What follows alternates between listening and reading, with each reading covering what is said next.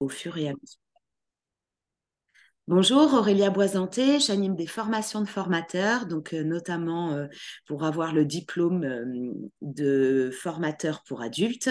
Et je suis jury d'expert, donc je vais vous parler de l'examen aussi de FPA, vous présenter le diplôme, parler de la VAE, de la posture du formateur et des contraintes liées à ce métier.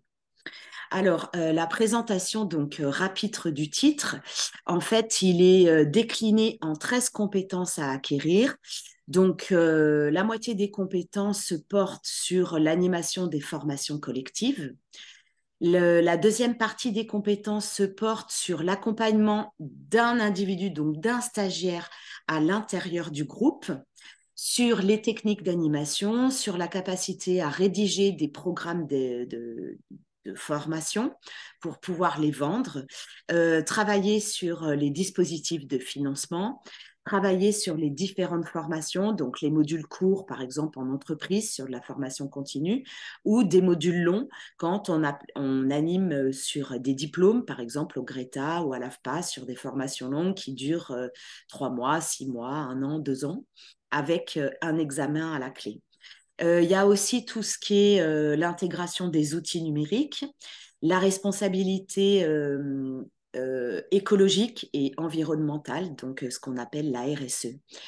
Donc voilà en gros les compétences qu'on va vous demander d'acquérir sur ce diplôme.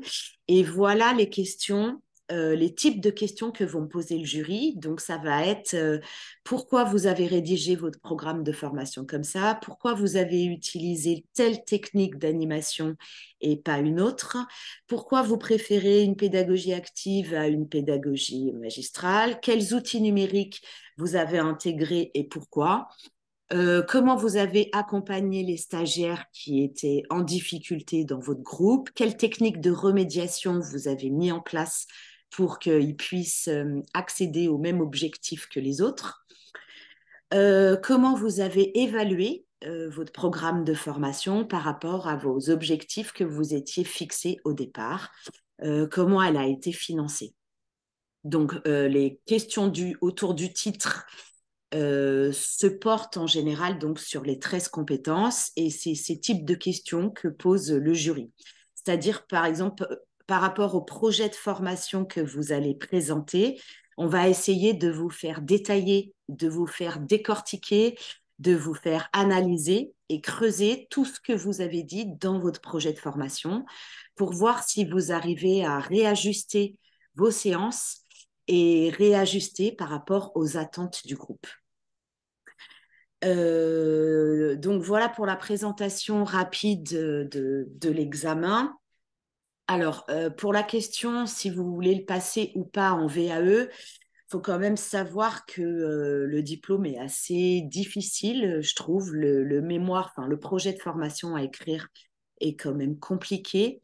Moi, je suis vraiment adepte du présentiel, donc franchement, je vous conseille une formation en présentiel parce que pour apprendre à gérer un groupe, il faut, il faut des mises en situation et des jeux de rôle.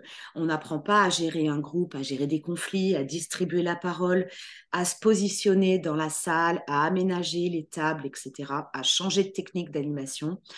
On n'apprend pas ça en visio, donc ni en VAE. Donc vraiment, je vous conseille une formation en présentiel.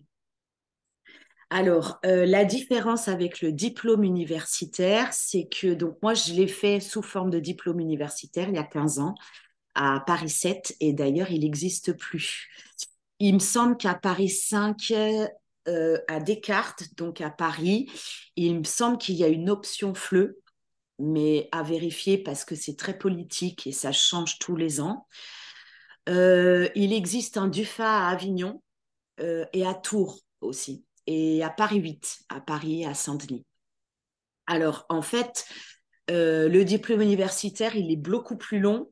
Donc, moi, par exemple, j'avais passé le titre en 18 mois. On était en formation, donc pendant 1 an et demi, une semaine par mois. Alors que souvent, le FPA, là, par exemple, à Saint-Tropez, quand j'anime 2 jours par semaine sur 6 mois. Voilà, donc ça dépend des formations de formateurs. le titre, il est très bien aussi. En fait, pour moi, essayer de rencontrer les formateurs, de vraiment voir avec quels formateurs vous entendiez, quelle pédagogie ils activent. Je sais que moi, c'était une pédagogie active pendant 18 mois et c'est ce qui m'était, c'est ce qui était important pour moi, c'est d'être dans des mises en situation en fait. Je voulais très peu de théorie. Donc voilà pourquoi j'avais fait le DUFA et pas le FPA. Je ne sais pas si j'ai répondu à la question. Vous me direz dans le chat. Mais un diplôme universitaire, c'est très bien aussi. Moi, j'ai beaucoup aimé. À voir ce qu'il y a à côté de chez vous parce que essayez de ne pas avoir trop de transport. Et surtout, je vous dis d'avoir une formation en présentiel parce qu'il y a beaucoup de travail le soir. Faut compter au moins 1 heure ou 2 de travail tous les soirs parce qu'il y a beaucoup de livres à lire, de théories à mémoriser, le projet formation à écrire, qui fait quand même une trentaine de pages, tout le rapport de stage à faire pour expliquer qui était en difficulté, comment vous les avez accompagnés, etc. Il y a tous les documents du formateur, les documents administratifs hein, pour répondre aux certifications Calliope notamment, à mémoriser aussi et à intégrer dans vos pratiques. Donc, il y a beaucoup de choses à apprendre et à travailler. Alors, pourquoi on passe cette formation? Alors, ça revient un petit peu à ce que je viens d'expliquer. En fait, c'est d'apprendre à diversifier, pardon, des techniques d'animation, passer d'une technique à l'autre et en avoir plusieurs à son arc parce que les journées font quand même 7 heures. Entre 9 heures et 17 heures, surtout après le repas, on a un coup de barre, que ce soit le formateur ou que ce soit les stagiaires. Il faut apprendre à dynamiser ces journées de formation et à structurer ces journées de formation. Apprendre à créer des progressions pédagogiques, c'est-à-dire de réussir à simplifier ses cours et aussi à les complexifier. Donc, c'est-à-dire que dans le même groupe, on va avoir différents niveaux de stagiaires et ils vont pas tous mémoriser avec la même technique d'apprentissage. Donc, voilà ce qu'on apprend surtout en gestion du groupe. On apprend aussi à gérer les conflits, à acquérir une posture de formateur. Donc oui, pour moi, ça me semble indispensable de passer cette formation de formateur. J'ai travaillé 5 ans avant de l'avoir et c'est vrai que dans la motivation de mes groupes, j'ai vraiment eu un avant et un après cette formation de formateur. Vraiment, on devient vraiment professionnel en fait de ce métier. Et il me semble qu'elle est vraiment, enfin pour moi, ça a été incontournable en fait. Au bout de 5 ans, j'avais vraiment besoin de comprendre comment les stagiaires apprenaient, pourquoi certains apprenaient pas, pourquoi il y avait de l'absentéisme, des retards récurrents, voilà, surtout pour comprendre les difficultés d'apprentissage et accéder à toutes ces techniques d'animation. Donc, par exemple, moi, je suis formatrice en ludopédagogie, qui est d'intégrer le jeu dans ces contenus de formation, ce sont des super techniques. Et ça, il faut le travailler, en fait. Voilà, donc tout ce qui est pédagogie active, mettre en place des mises en situation, des jeux de rôle, du travail de groupe, leur faire des exposés, d'utiliser des méthodes participatives, sortir un petit peu du magistral et de l'explicatif. Voilà pourquoi on passe cette formation. Alors, la posture du formateur, je dirais que c'est déjà d'être très pédagogue, d'avoir un tempérament quand même assez patient et assez calme parce que on répète souvent les mêmes choses. Il y a souvent des stagiaires qui n'ont pas compris ou qui posent parfois plusieurs fois la même question. Donc, il faut réussir à tenir des journées de 7 heures en variant les techniques d'animation, en ayant mémorisé donc les documents administratifs, le financier, etc. Donc, ça demande beaucoup de connaissances, beaucoup de compétences.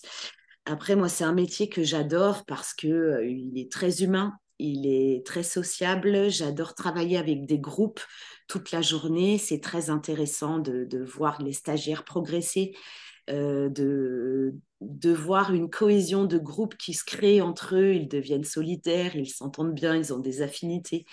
Donc, et puis de travailler dans des organismes de formation, voilà, je fais ça depuis 99 et j'adore ça. Je trouve que les formateurs, on a des valeurs humaines et sociales euh, quand même très, très ancrées dans ce métier et c'est des gens avec qui j'aime bien bosser. Donc voilà, je trouve que c'est un super métier, un super travail que j'adore maintenant. C'est vrai qu'il demande beaucoup d'énergie physique parce que c'est vrai que des fois, à la fin de la journée, à 17 heures, je suis morte. Et voilà, ça demande aussi de se former régulièrement, notamment là, bah, aux nouvelles certifications Calliope ou par exemple aux outils numériques. Donc d'être en veille régulièrement, d'apprendre à utiliser les réseaux sociaux, par exemple. Donc de se former à de nouvelles compétences tout le temps.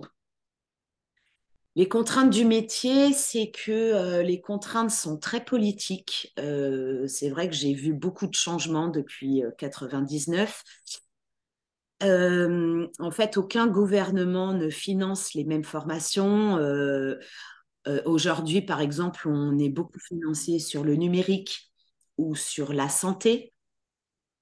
On est très peu financé dans le social, dans l'animation. Donc, selon les secteurs, il y a des secteurs qui gagnent très bien leur vie et d'autres pas du tout. Donc, pour moi, le financier et les contraintes politiques sont vraiment compliquées à gérer sur le terrain. On nous demande de plus en plus d'administratifs, donc ça, c'est pareil, ça devient un enfer à gérer. Les contraintes en freelance, on fait pas mal de déplacements aussi. Et après, la contrainte sur un temps plein, donc moi j'ai été 15 ans à temps plein et là j'ai été donc 6 ans en freelance. La contrainte sur un temps plein, c'est que on fait cours, il y a beaucoup d'heures de cours par semaine. C'est-à-dire, je crois qu'ils sont à 4 jours et demi par semaine de cours et c'est très, très fatigant. C'est génial, c'est très intéressant, mais c'est très fatigant. Voilà. Est-ce que j'ai répondu à toutes vos questions?